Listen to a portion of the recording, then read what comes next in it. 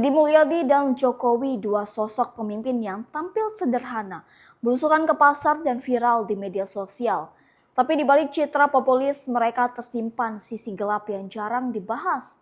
Keputusan sepihak, retorika penuh simbol, dan potensi lahirnya elit baru yang anti kritik.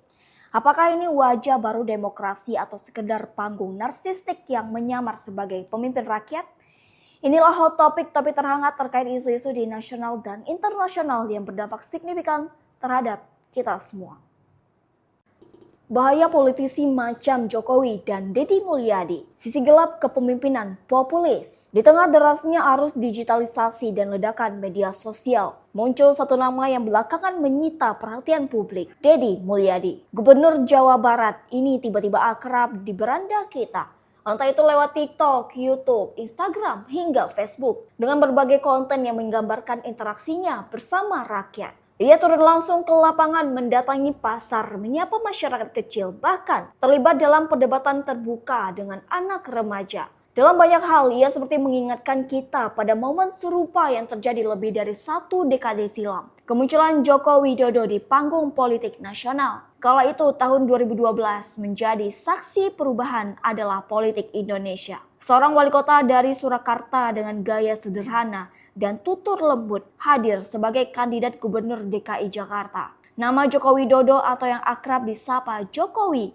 mulai akrab di telinga masyarakat luas. Bukan karena ia putra tokoh besar, bukan pula karena latar belakang militer atau keulamaan yang menyertainya, tetapi karena ia hadir sebagai antitesis dari elit lama yang mendominasi panggung nasional. Disitulah letak kekuatan Jokowi, seorang warga biasa yang naik perlahan dan dengan gaya yang sangat membumi. Sebelum Jokowi, presiden-presiden pasca reformasi memiliki kaitan kuat dengan elit politik dan sejarah besar bangsa. Gus Dur adalah cucu pendiri Nahdlatul Ulama. Megawati Soekarno Putri jelas merupakan anak dari proklamator dan presiden pertama Indonesia. SBY pun demikian, memiliki kaitan erat dengan militer dan keluarga elit nasional. Di tengah landscape itulah Jokowi tampil berbeda. Ia membentuk citranya sebagai pemilik rakyat, figur yang bisa masuk ke gorong-gorong, berbincang dengan pedagang kaki lima, belusukan ke kampung-kampung, dan mengangkat proyek-proyek populis seperti mobil SMK. Dengan narasi yang dirancang untuk menyentuh hati dan momentum kebangkitan media sosial yang mendukung, Jokowi menjelma menjadi simbol baru dalam politik Indonesia. Ia tidak sekedar populer tetapi dicintai, dan ketika PDI Perjuangan memberi mandat resmi untuk mencalonkan dirinya sebagai presiden pada 2014, jalan kemenangan seolah telah terbuka. Sisanya, seperti kata banyak orang, adalah sejarah. Kini, narasi serupa seolah diputar ulang lewat kehadiran Deddy Mulyadi. Mantan Bupati Purwakarta ini memiliki banyak kesamaan dengan Jokowi. Keduanya berasal dari latar belakang kepala daerah, sama-sama merintis karir politik dari daerah.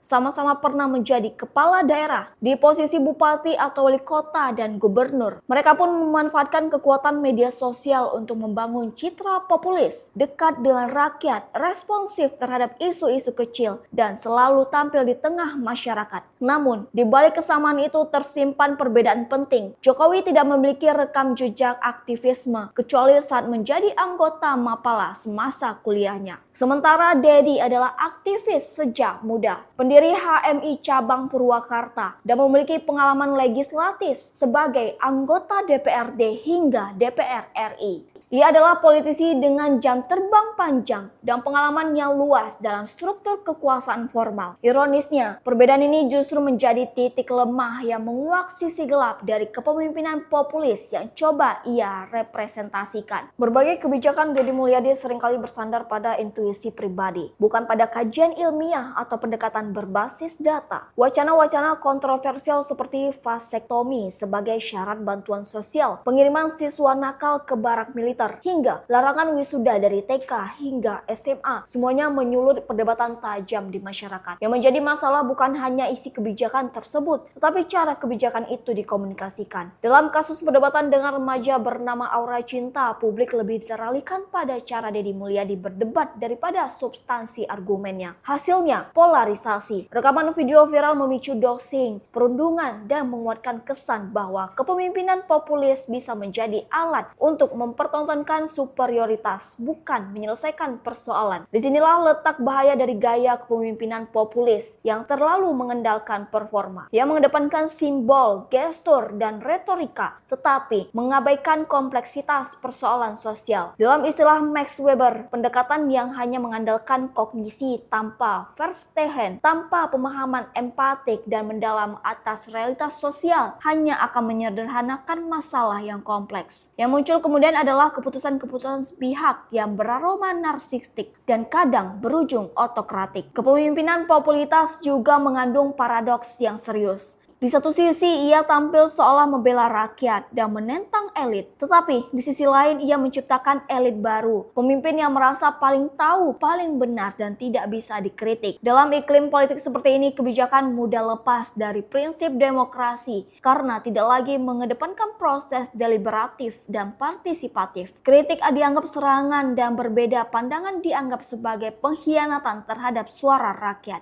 Lebih jauh dalam era post-truth seperti sekarang, di mana kebenaran menjadi relatif dan perseptif lebih penting dari realitas. Kepemimpinan populis bisa menjadi medan subur bagi kultus individu. Pemimpin menjadi pusat segalanya dan media sosial menjadi cermin tempat mereka meneguhkan citra diri. Hal ini memperpapah polarisasi masyarakat, menegaskan jurang antara kita dan mereka, serta memperlemah semangat kolektif sebagai bangsa yang seharusnya satu. Akhirnya kisah Jokowi dan Deddy Mulyadi bukan hanya tentang dunia sosok politisi. Ia adalah cermin dari tren politik yang tengah kita hadapi bersama. Populisme, sebuah pendekatan yang bisa menjadi jembatan harapan, tetapi juga bisa berubah menjadi ilusi yang menyesatkan bila tidak disertai kedalaman analisis, etika politik, dan semangat kolaboratif. Di balik sebuah sorotan kamera dan gemuruh tepuk tangan rakyat, mari kita tanyakan kembali, benarkah mereka memimpin untuk rakyat atau sekedar membentuk narasi tentang diri mereka sendiri? Dr. Rina Suryani, pakar komunikasi politik dari Universitas Indonesia, mengatakan pencitraan bisa menjadi strategi komunikasi yang sah asalkan tidak mengaburkan realitas. Jika konten ditampilkan sesuai dengan tindakan nyata, maka itu bukan manipulasi, melainkan branding politik yang sehat, ujarnya. Tribuners, sejarah menunjukkan bahwa populisme yang berhasil naik ke level nasional adalah populisme yang bisa merangkul elit kebijakan, bukan sekadar memainkan sentimen publik. Jika Deddy Mulyadi ingin mengikuti jejak ini, maka ia perlu membuktikan bahwa ia bukan hanya mengerti derita rakyat, tetapi juga mengerti sistem yang membuat rakyat menderita dan mampu mengubahnya. Fenomena Deddy Mulyadi mengingatkan kita pada kekuatan dan bahaya populisme dalam politik. Di satu sisi, pendekatan populis dapat membangun kedekatan dengan rakyat dan memberikan solusi cepat atas masalah yang dihadapi. Namun, tanpa dasar kebijakan yang kuat dan kajian mendalam, populisme berisiko menghasilkan kebijakan yang tidak berkelanjutan dan merusak institusi demokrasi. Sebagai masyarakat, kita perlu kritis dalam menilai kebijakan publik dan tidak terjebak dalam euforia pencitraan semata. Kita harus mendorong pemimpin untuk mengedepankan kebijakan yang berbasis pada riset, keahlian, dan partisipasi publik yang inklusif. Hanya dengan demikian kita dapat memastikan bahwa kepemimpinan populis tidak menjadi ancaman bagi demokrasi, melainkan menjadi kekuatan untuk perubahan yang positif dan berkelanjutan.